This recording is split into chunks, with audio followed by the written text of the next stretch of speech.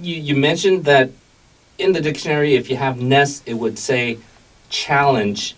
There are often many, I guess, times in one's life, whether you're suffering from a disability or not, where you just want to give up. And for a lot of our listeners out there who would be quite impressed by this, would be inspired by this, but especially for people who are visually impaired, who couldn't even fathom actually thinking about going into athletics, let alone competing, but just getting out there and being active, what kind of advice would you give them?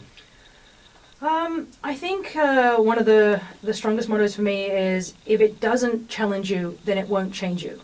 And that's something that I keep in mind, is that if everything was easy, then where would we be getting? We'd be spinning water. Yeah. So, it's important to recognize that you're not going to go out there and suddenly be the best, because, another thing that I live by is, if you think you're perfect, then it's probably the time to stop, because you're no longer challenging yourself, you're no longer pushing. So, when you look at something and you think it can't be done, take another look and realize that you're actually doing it, but maybe you're not doing it to the level you want to do it, and that's where the drive comes from. So don't be afraid to actually start something new. Right. And there's no such thing as failure. I mean, let's take the age-old cliche. There's only learning opportunities. And really, what's the worst that can happen? You better yourself through learning something about yourself, becoming stronger, or realizing about, where you stand in terms of your self-worth and integrity. I mean, right. Get out there and give it a go. Don't be afraid, because you're only going to be applauded for actually trying. Canada is considered an advanced Western nation. I suppose they have policies in place to, I suppose, make life a little bit easier for disabled people. Here in Korea, it has to be said that the consensus is that the country still has a ways to go in terms of the policies, in terms of how society treats disabled people. How has your experience been in Korea so far? Actually, my experience has been phenomenal. People have respected that I have a guide dog, albeit that they want to wave at him and wish him good morning, and I'm sort of thinking, was that good morning to me? No, okay, just to the dog.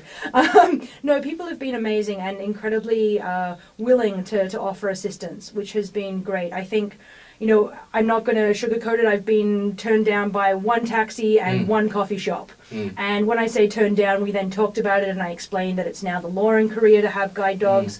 And they were really willing to get on board after we had that conversation.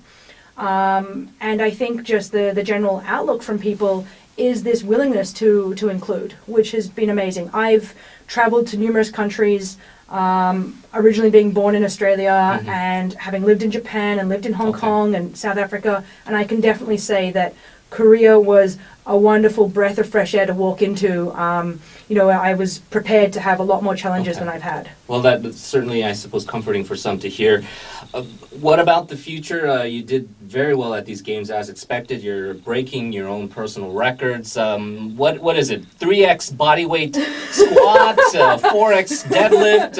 Well, to be honest, I'm focusing on athletics for getting to the Paralympics. In fact, these totals that I got at these games, my discus was a personal best, and my shot put was also a good start to the competitive year. It actually placed me in the top 5 in the world in both disciplines. Unfortunately, javelin fell on powerlifting day, so I chose powerlifting. Sorry. Right. So the goals are coming up: Para-Pan Americans, the IPC World Championships in Qatar, and of course Rio. Outside of sport, I would very much like to get more involved in being somewhat of an ambassador, not only for the blind, but also for the sports movement and overcoming adversity in general.